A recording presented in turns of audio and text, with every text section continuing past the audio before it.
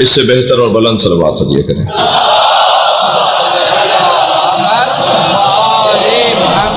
گرمی وہ بھی بکھر کی گرمی، اور آپ کا یہ جذبہ اور یہ مجمع اگر دشمن دیکھ لینا تو اپنا مسلک ہی چھوڑ دے۔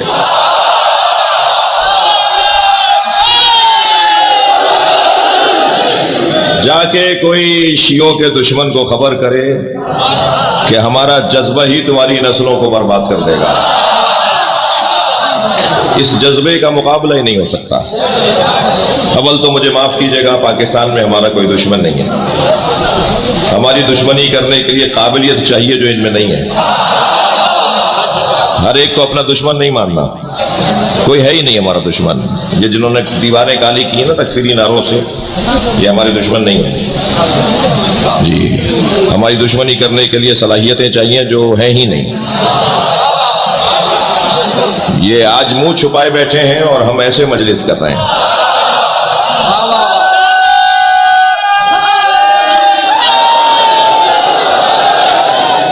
آیت میں نے جو پڑھی ہے اس کا ذرا ترجمہ سن لیجئے اور اس کی تفسیر سن لیجئے، اور اسی طرح میرا بیان مکمل ہو جائے گا۔ آپ کی توجہات اور آپ کے چمکتے ہوئے چہرے اور آپ کے بارونق وجود، آپ کے نورانی مجمع مرحوم کی مغفرت کا سامان بھی ہے اور قوم کی وقار کا سبب بھی ہے۔ ویسے بھی جب بھی مجلس میں جا کے بیٹھیں، جب بھی میں ان بچوں سے کہہ رہا ہوں، جب بھی مجلس میں جا کے بیٹھو دل سے، خلوص سے، سچائی سے وضو کر کے بیٹھا کرو، اس لیے کہ جب بدن پاک ہوگا تو روح پاک ہونا شروع ہو جائے گی۔ اور ویسے بھی ہم جب مجلس میں آتے ہیں تو ہمارا یہ مجلس میں بیٹھنا امام حسین کی یونیورسٹی میں داخلہ ہے۔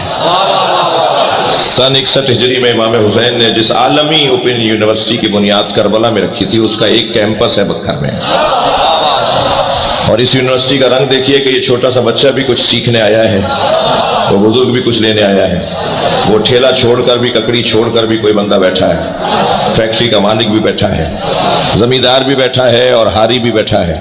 ہر شخص یہاں کے بیٹھا ہے۔ در حسین پہ ملتے ہیں ہر مزاج کے لوگ، در حسین پہ ملتے ہیں ہر مزاج کے لوگ، یہ دوستی کا وسیلہ ہے، دشمنی کا نہیں۔ الحمدللہ۔ اور پھر جب مجلس کی بات ہو رہی ہے، ابتدائی چند جملے میں آپ سے عرض کر دوں، جب مجلس کی ہم بات کر رہے ہیں تو مجلس ہو رہی ہے، یہ کوئی شیعوں کی ملکیت تو ہے نہیں، شیعہ امام حسین کی عزاداری کے مالک نہیں ہے۔ میرے بھائی نقوی برادران نے دروازے پہ کسی کو نہیں کھڑا کیا کہ وہ شناختی کارڈ دیکھے کہ شیعہ آ رہا ہے یا سنی آ رہا ہے۔ یہ امام حسین کا دروازہ ہے، ہر آنے والے حر کے لیے کھلا ہوا ہے۔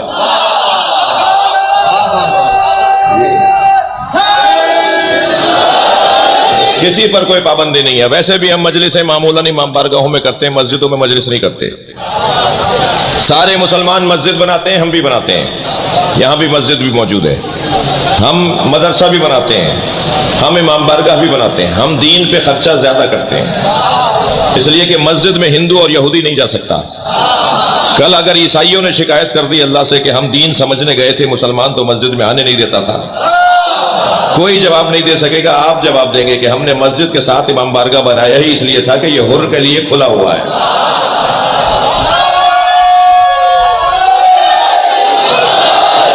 الحمدللہ الحمدللہ۔ جتنا کھلا دماغ، جتنا روشن مزاج، جتنا قلب کا وسیع ہونا علی مولا نے اپنے نوکروں کو سکھایا ہے، اتنا کہیں اور نہیں پایا جاتا۔ ناراض نہ ہو تو ایک نصیحت کر دوں، چند ہی لوگ بسم اللہ کہہ رہے ہیں، میں کیا کروں؟ ایک نصیحت کرنے جا رہا ہوں۔ 3 لوگوں کو یا علی مدد نہیں بولنا چاہیے، 6 دفعہ سوچنا چاہیے یا علی مدد بولنے سے پہلے۔ ایک کنجوس، کنجوس کا کوئی تعلق نہیں علی سے جی، کنجوس اور علی والا ہو ہی نہیں سکتا۔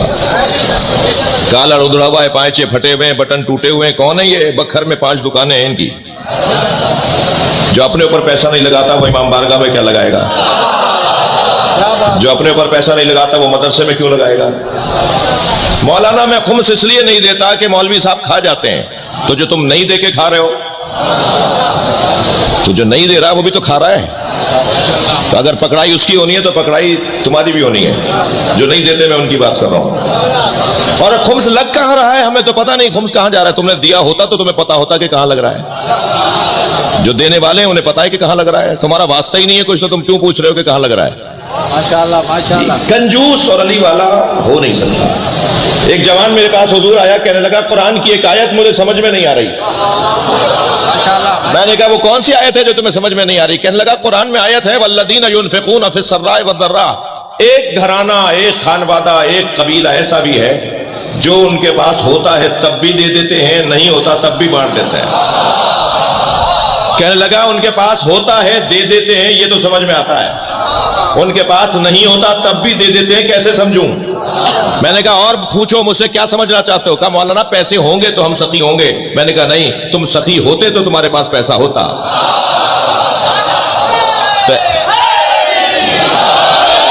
پہلے خود کو سخی بناؤ پھر اللہ تمہارے ذریعے تقسیم کروائے گا. خود اہل بیت کے گھر میں فاقہ ہوتا تھا مگر چاہنے والا مراد لے کے جاتا تھا. مولا کے گھر میں 3 دن سے سوکھی روٹی اور پانی پہ گزارا تھا. مقداد آ گئے مولا علی کے دروازے پر, تھکے ہوئے تو نہیں آپ؟ مولا میرے گھر میں کھانے کو کچھ نہیں ہے. حضرت نے فرمایا مقداد صبر کرو, برداشت کرو. کہ مولا چھوٹے بچے ہیں, ایک بیوہ بہن کے بچے بھی مقداد کے ساتھ رہتے تھے, مولا انہیں نہیں دیکھا جاتا. حضرت نے اشارہ فرمایا ایک مٹی کے ڈھیلے کی طرف, یہ مٹی کا ڈھیلا اٹھا کے لاؤ. مقداد اٹھا کے لائے. حضرت نے فرمایا اس کے اوپر کہو یا علی. بھائی بکھر کا تاریخی مجمع ہے یہ. مولا نے فرمایا مقداد اس پہ کہو یا علی. مقداد نے پتھر کے ڈھیلے پر, مٹی کے ڈھیلے پہ کہا یا علی, وہ سونے میں تبدیل ہو گیا. فرمایا ماشاءاللہ. مولا نے فرمایا جاؤ جا کے سونے کو فروخت کرو اور اپنے گھر میں کھانے پینے کا انتظام کرو. مقداد نے ایک اور پتھر تلاش کیا اور اس سونے کو توڑنا شروع کیا. ایک چھوٹی سی سونے کی ڈلی اٹھائی, باقی سونا وہیں چھوڑ دیا اور مولا کو سلام کر کے جانے لگے. مولا کی آواز آئی مقداد سونا چھوڑ کے جا رہے ہو؟ مڑ کے دیکھا, کہا مولا میرے آج کے لیے کافی ہے. بھئی ایک شیعہ کا عقیدہ, ایک مولا سے بھروسہ کیسا ہونا چاہیے. جملہ سنے حضرت مقداد کا. مولا نے فرمایا مقداد لے جاؤ, تمہارے کل کے کام آئے گا. مقداد نے کہا مولا کل کی فکر وہ کرے جس کے پاس آپ جیسا مولا نہ ہو.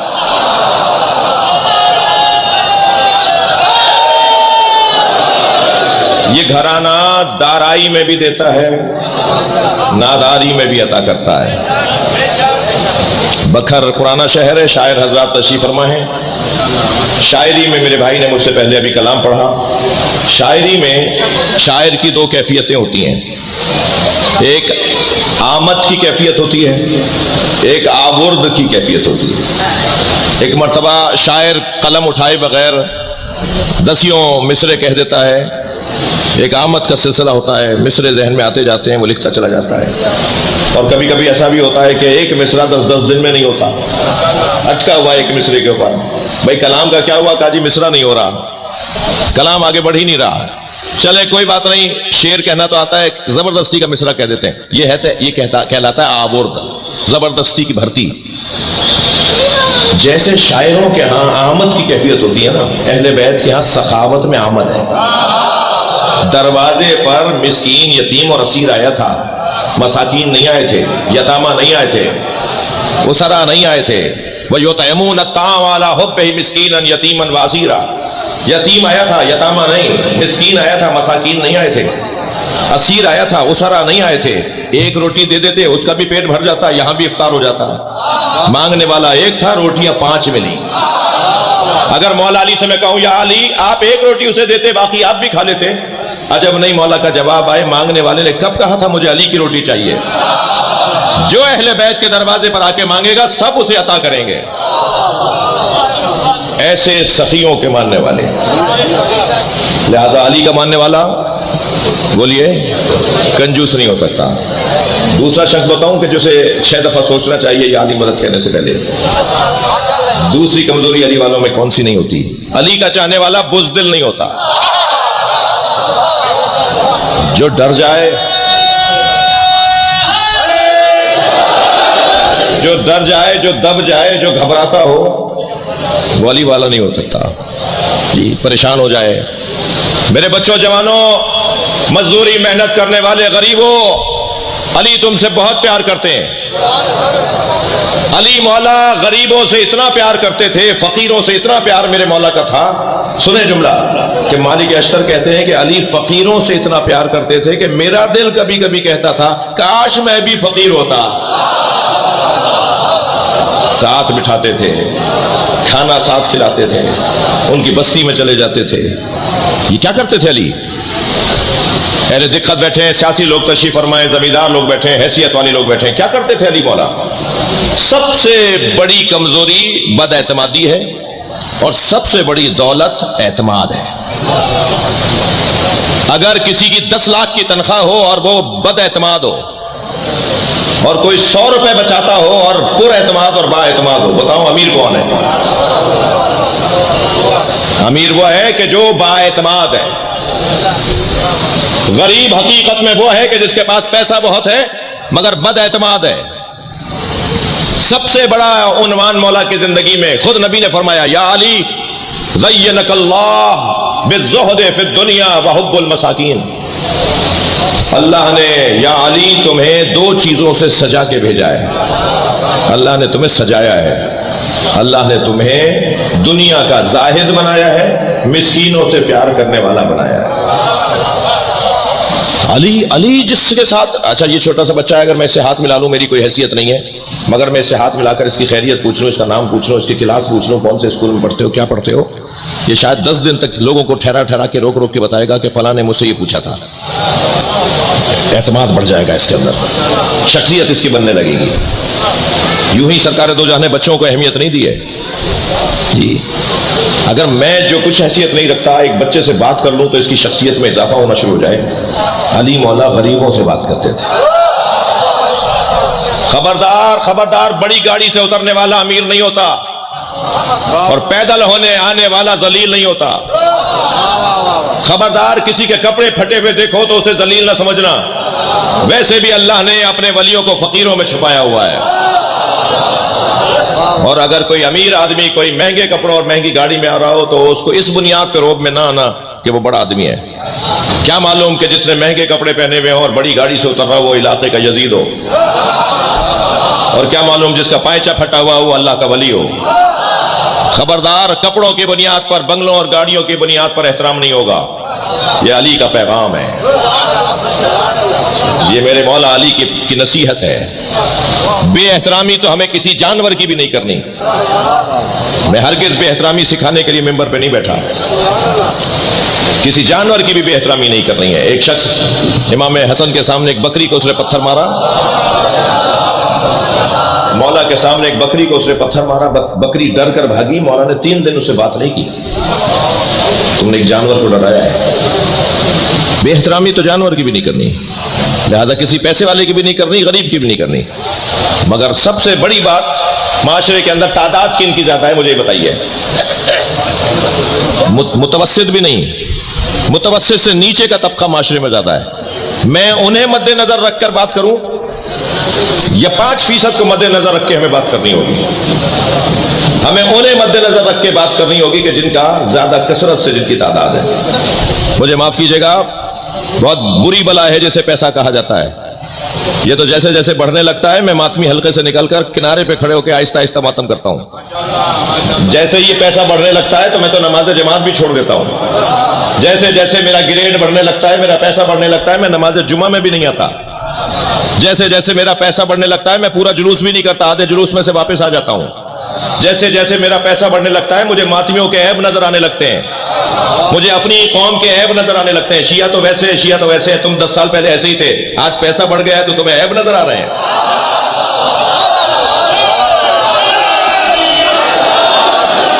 صلوات پڑھ لیں ذرا محمد و آل محمد۔ مجھے واقعاً بکھر میں بہت تھکا ہوا پہنچا ہوں یہاں پر۔ رستے مجھے بتایا گیا تھا رستہ بڑا اچھا ہے مگر انتہائی خراب رستہ تھا۔ مجھے بتایا گیا تھا کہ 1.5 گھنٹے میں پہنچ جائیں گے، ہم 2.5 گھنٹے میں پہنچے ہیں۔ تو میں ابھی 5 منٹ پہلے میرا موڈ خراب تھا، مگر آپ کو دیکھ کر میں ایسا لگ رہا ہے جیسے معراج کر رہا ہوں۔ میں آپ کا شوق، آپ کا ذوق، آپ کا اہل بیت سے پیار، آپ کا اس ذکر سے عشق، ناراض تو نہیں ہو رہے میری باتوں سے؟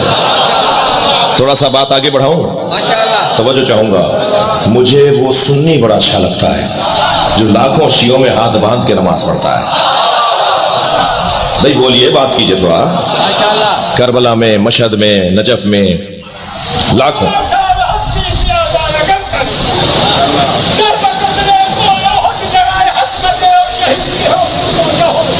واہ،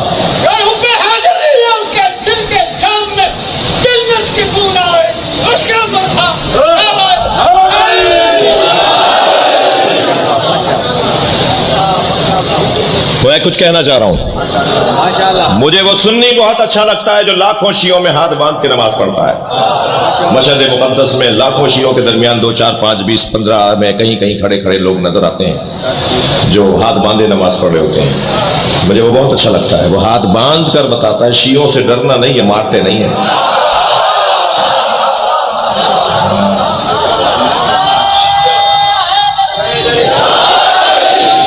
دوسرا پیغام وہ یہ دیتا ہے کہ جو دین میں نے سمجھا ہے اس پہ عمل کرنے کی جرت بھی رکھتا ہوں۔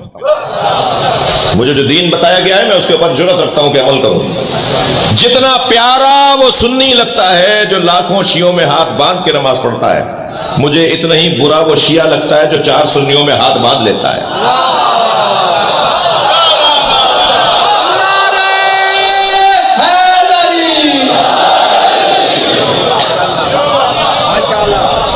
ہمارے زمیندار، ہمارے چودھری، ہمارے وڈیرے، ہمارے افسران، ہمارے ڈائریکٹرز، ہمارے پولیٹیشنز، ہمارے وزراء، ہمارے سیکریٹریز، ہمارے ججز جب چاہتے ہیں ہاتھ باندھ لیتے ہیں۔ شرمندہ ہو کہ علی کو مانتے ہو؟ سینہ چوڑا کر کے کہو علی والا ہوں۔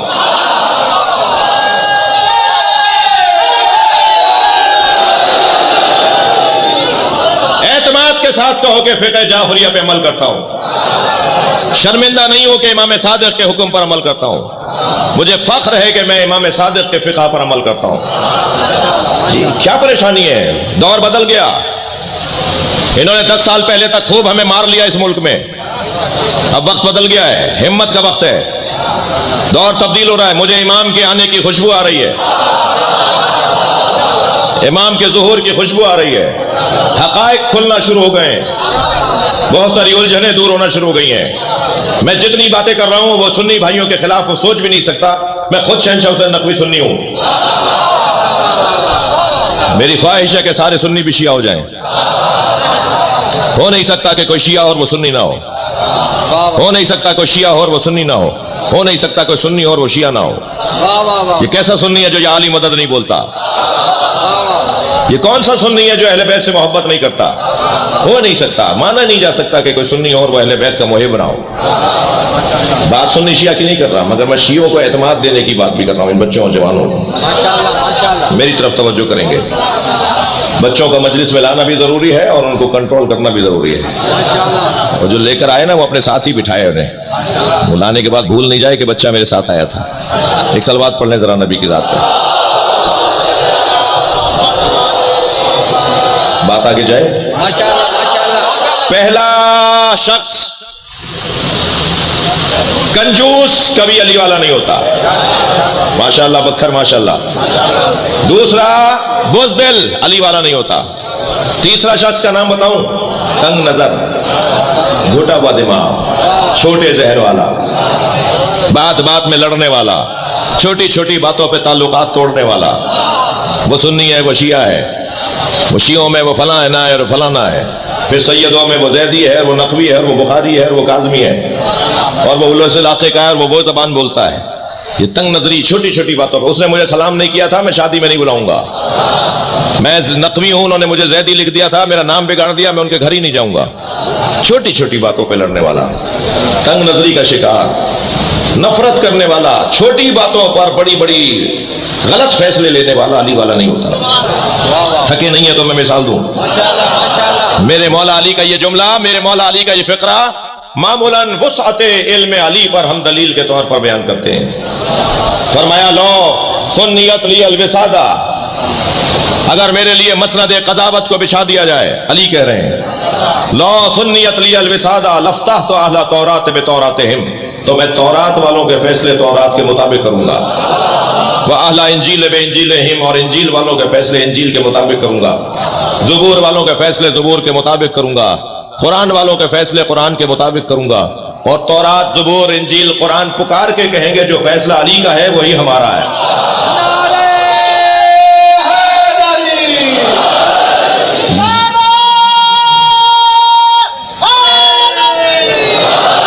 ماشاءاللہ، یہ جہاں مولا کے علم کی وسعت پر مولا کا فرمان دلیل ہے کہ علی مولا تورات زبور انجیل قرآن تمام آسمانی کتابوں کے عالم ہیں، وہاں وسعت علم کے ساتھ وسعت قلب علی پر بھی دلیل ہے۔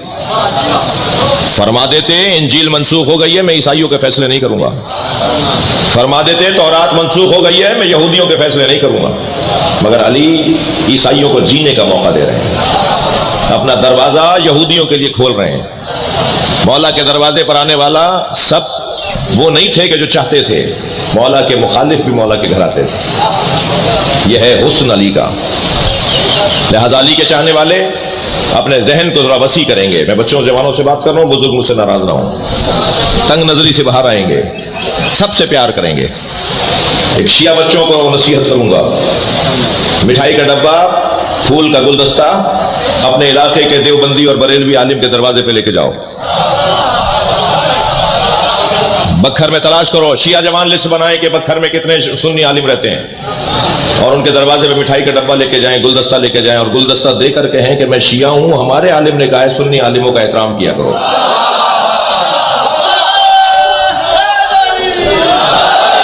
میں کہتا ہوں اگر آپ نے ایک سال یہ پریکٹس کر لی نا، اور ہر شہر میں، ظاہر میں بکھر میں مجلس ضرور پڑھ رہا ہوں مگر بکھر کے لیے نہیں پڑھ رہا، اگر ہر شہر میں یہ پریکٹس ہو گئی تو آپ دیکھیے گا رنگ ہی بدل جائے گا۔ سارا مسئلہ دور رہنے سے ہے، آپ ذرا قریب جا کے بیٹھیے، ماتم سمجھ میں آ جائے گا، صلوات سمجھ میں آ جائے گی، علیہ السلام بولنا سمجھ میں آ جائے گا، کالے کپڑے پہننا سمجھ میں آ جائے گا، ہاتھ کھول کے نماز پڑھنا سمجھ میں آ جائے گا، سجدہ کا کیوں رکھتے ہیں سمجھ میں آ جائے گا۔ کوئی کام آپ قرآن و سنت کے خلاف نہیں کرتے، بس بات پہنچا نہیں پائے ہیں۔ ہم نے ابھی بات پہنچائی نہیں ہے، اپنا مقدمہ لڑا نہیں ہے۔ گفتگو ہوگی، ملاقاتیں ہوں گی، مسئلے حل ہونا شروع ہو جائیں گے۔ اب ذرا تسلی دیجئے کہ مجلس شروع کروں۔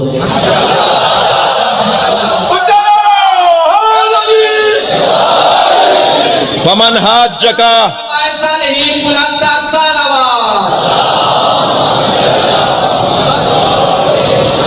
فمن حاجک فیہ من بعد ما جاءک من العلم، اے میرے حبیب علم آ جانے کے بعد اگر کوئی کٹ حجتی کرے، زدم زدہ کرے، بحثم بحثی کرے، الجھے، تمہاری بات کو تسلیم نہ کرے، دلیل نہیں ہے پھر بھی نہ مانے، دلیل سن لی پھر بھی نہ مانے، دلیل کا جواب نہیں ہے پھر بھی تسلیم نہ کرے، فقل، تو پھر ان سے کہہ دیجئے تعالوا ندعو ابناءنا وابناکم، ہم لے آتے ہیں اپنے بیٹوں کو، تم لے آؤ اپنے بیٹوں کو، وَنِسَاءَنَا وَنِسَاءَكُمْ، ہم اپنی بیٹیاں لے آتے ہیں، تم اپنی بیٹیاں لے آؤ، وَأَنفُسَنَا وَأَنفُسَكُمْ، تھکے تو نہیں ہیں؟ میں وہی ترجمہ کرنے جا رہا ہوں جس پہ میرا دل ہے، اور ترجمہ بغیر دلیل کے نہیں ہو رہا۔ ترجمہ کیا ہے؟ وَأَنفُسَنَا وَأَنفُسَكُمْ، سب نے ترجمہ کیا ہے ہم اپنے نفسوں کو لاتے ہیں، تم اپنے نفسوں کو لاؤ۔ ترجمہ کہاں ہوا؟ ترجمہ کرو نا، ہم اپنے جیسوں کو لاتے ہیں، تم اپنے جیسوں کو لاؤ۔ جی جی جی، ماشاءاللہ۔ امت کا ایک طبقہ ہے جسے شوق ہے کہ نبی کو اپنے جیسا بولے، انہیں جا کے خبر کر دو کائنات میں نبی جیسا ایک ہی ہے جسے علی کہا جاتا ہے۔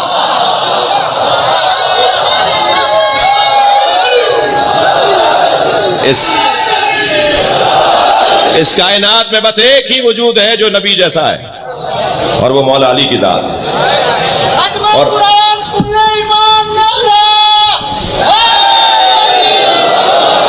اور میرا اور آپ کا اعزاز یہ ہے، ہماری عزت یہ ہے کہ ہم جس کے دروازے پر بیٹھے ہیں اس سے اچھا دروازہ ہی نہیں ہے۔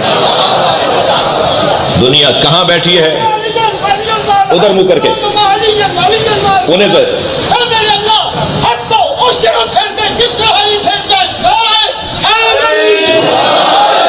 بھائی ان کی طرف سے کوئی اور نعرہ لگا دے، ان کا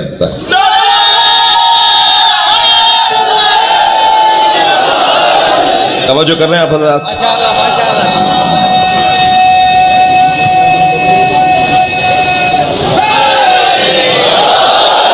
کائنات میں اگر نبی جیسا کوئی ہے تو وہ صرف مولا علی کی ذات. ہاں نبی کے علاوہ، علی کے علاوہ کوئی ایک جیسا نہیں ہے. یا علی تم دنیا میں اور آخرت میں میرے بھائی ہو. انا وعلی من نور واحد، میں اور علی ایک نور کے دو ٹکڑے ہیں. بھائی بولیے تو میں فضائل پڑھوں. میں اور علی ایک نور، میں اور علی، انا وعلی من نور واحد، میں اور علی ایک نور سے دو ہیں. اور نبی کو توڑ کر، نبی کا ٹکڑا کر کے، نبی کے نور کا شگافتہ کر کے علی کو بنایا ہے.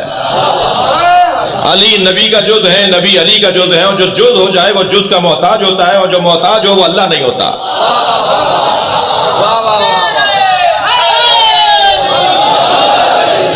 علی مولا کو نبی کا محتاج بنا دیا اور نبی مولا کو علی کا حصہ بنا دیا. پھر ہمیں سمجھانے کے لیے فرمایا مثل علی کمثل القمر اذا طلع اضاءت الظلم. علی کی مثال ایسی ہے جیسے چاند جب وہ نکلتا ہے تو ظلمتیں بھاگنے لگتی ہیں. پھر ہمیں سمجھانے کے لیے فرمایا مثل علی کمثل الراس من الجسد. علی کی مثال میرے ساتھ ایسے ہے جیسے سر اور جسم. علی میرا سر ہے، میں علی کا جسم ہوں. پھر ہمیں سمجھانے کے لیے فرمایا مثل علی کمثل الکعبہ یدور ولا یدار. علی کی مثال خانہ کعبہ جیسی ہے، کعبے کے گرد سب چکر کاٹتے ہیں، کعبہ کہیں گھومنے نہیں جاتا. پھر کبھی فرمایا میرے مولا، نبی میرے مولا ہماری ہدایت کے لیے کہ نبی مجھ جیسا، فرمایا انا و علی ابا هذه الامہ. تھک تو نہیں رہے؟ میں اور علی اس امت کے دو باپ ہیں. واہ واہ واہ واہ. انا و علی ابا هذه الامہ، میں اور علی اس امت کے دو باپ ہیں. یا رسول اللہ، دو باپ کی نسبت تو مانوس نہیں ہے. اگر کہہ دیا جائے کہ فلاں کے دو باپ تو پھر مانوس نہیں ہے بات. فرما رہے میں اور علی اس امت کے دو باپ ہیں. کیا فلسفہ ہے اس قول کے اندر؟ کیا مطلب ہے اس قول کا؟ سمجھنے کے لیے سوچ رہا ہوں. میرے مولا فرما رہے ہیں میں اور علی اس امت کے دو باپ ہیں. جب تک اولاد کی تربیت مکمل نہ ہو باپ کی ضرورت رہتی ہے. اگر 10 سال کا لڑکا کسی کا شیشہ توڑ کر آ جائے تو باپ کو پیسے بھرنے ہیں، اور اگر 18 سال کا کوئی جوان کسی کا شیشہ توڑ کر آ جائے تو وہ خود ذمہ دار ہے، اس لیے کہ یہ بالغ ہو گیا ہے. بالغ ہو جانے کے بعد وہ خود ذمہ دار ہے، باپ ذمہ دار نہیں ہے. جی، بالغ ہونے کے بعد، اولاد کے بالغ ہونے کے بعد ماں باپ ذمہ دار نہیں ہے، وہ خود ذمہ دار ہے. جب 18 سال کے لڑکے کا باپ ذمہ دار نہیں ہے، تھکے تو نہیں ہے بات کروں، جب 18 سال کے لڑکے کا باپ ذمہ دار نہیں ہے تو 1400 سال پہلے اگر کوفے والے کالے کپڑے پہنتے تھے تو ہم ان کے ذمہ دار کیوں ہیں؟ ہمارا